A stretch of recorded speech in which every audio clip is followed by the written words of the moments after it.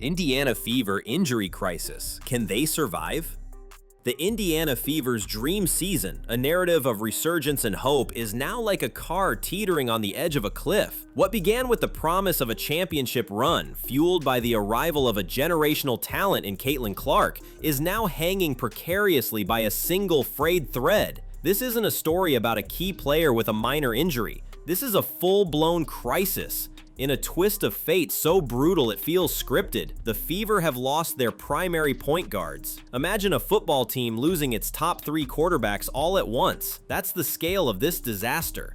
Right, this is so much more than a simple setback. It is the absolute nightmare scenario every coach prays they never face.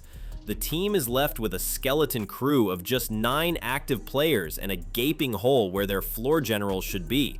The conversation in Indiana is no longer about chasing a top playoff seed. The new stark reality is about something far more fundamental: sheer survival, right? So how do they possibly fix this? How does a team that has lost its entire navigational system hope to steer through the treacherous waters of a WNBA season? In this deep dive, we're going to break down the emergency lineups they'll be forced to use. We will explore the radical tactical shifts that head coach Stephanie White has no choice but to implement right now. And we'll analyze the high-stakes gamble the front office is facing as they scour the market for help. This is an all-hands-on-deck crisis, and every decision from this moment forward could be the one that either miraculously saves their season or sends it sinking to the bottom.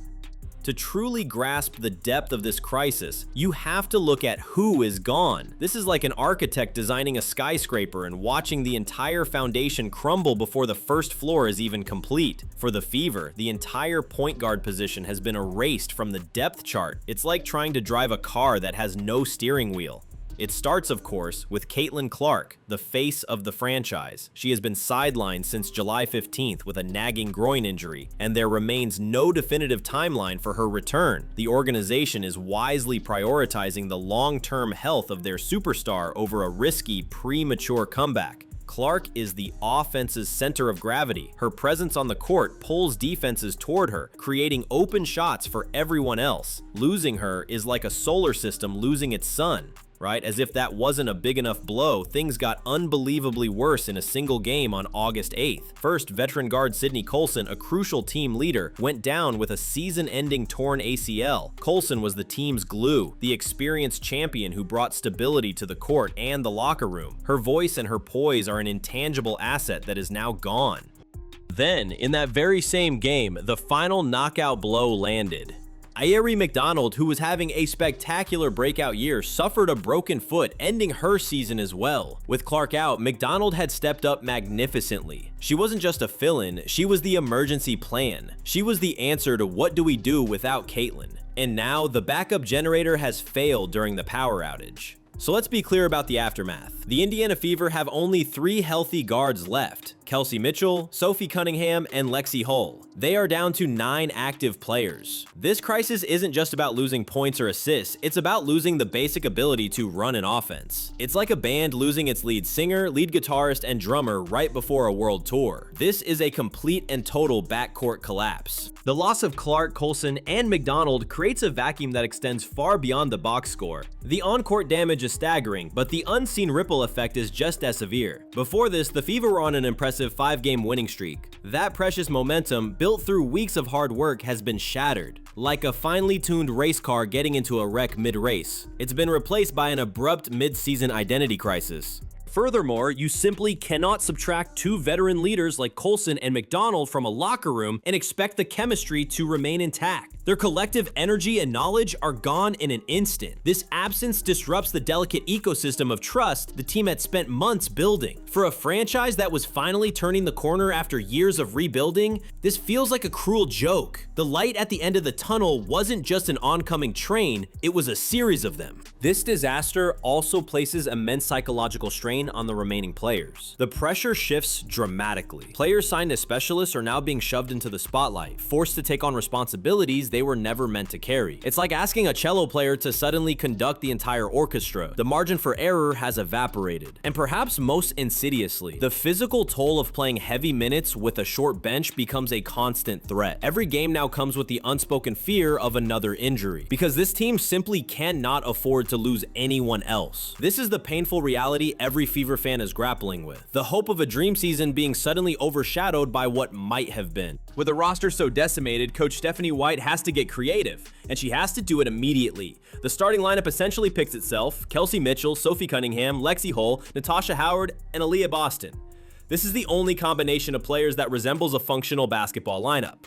The real problem smacks you in the face when you look at the bench. The only available reserves are Chloe Bibby, Michaela Timpson, Brianna Turner, and Damiris Dantas. 4 players, a group composed almost entirely of forwards. This means the starters are going to be playing punishing minutes, maybe 38 or even 40 a night. Fatigue will be like a debt that compounds over time. With each game, the physical cost gets higher, increasing the risk of both mental errors and physical breakdown. Because of this, managing minutes is now a survival tactic. The coaches will have to stagger the minutes of Kelsey Mitchell and Sophie Cunningham at all costs, performing a delicate balancing act to ensure one of them is always on the floor to handle the ball. Their rest periods cannot overlap. It's no longer about playing strategic chess to exploit matchups, it's about survival. Like playing checkers with only half your pieces, just trying to stay in the game. You don't lose your top 3 point guards and continue playing the same way. The Fever's entire offensive philosophy has to be ripped up and rewritten overnight.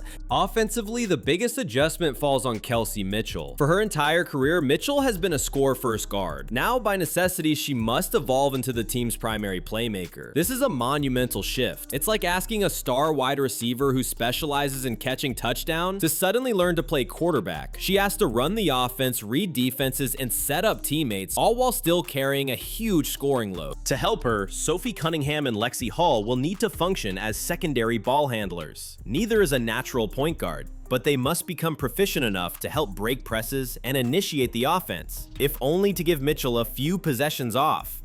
But the most radical change will be running the offense through the bigs. Expect to see Aaliyah Boston and Natasha Howard acting as offensive hubs from the high post. Instead of a general on a hill directing the battle, the point guard, the Fever will now have to run their attacks from fortified bunkers in the middle of the field, the posts. This means more dribble handoffs and backdoor cuts, generating offense from the inside out.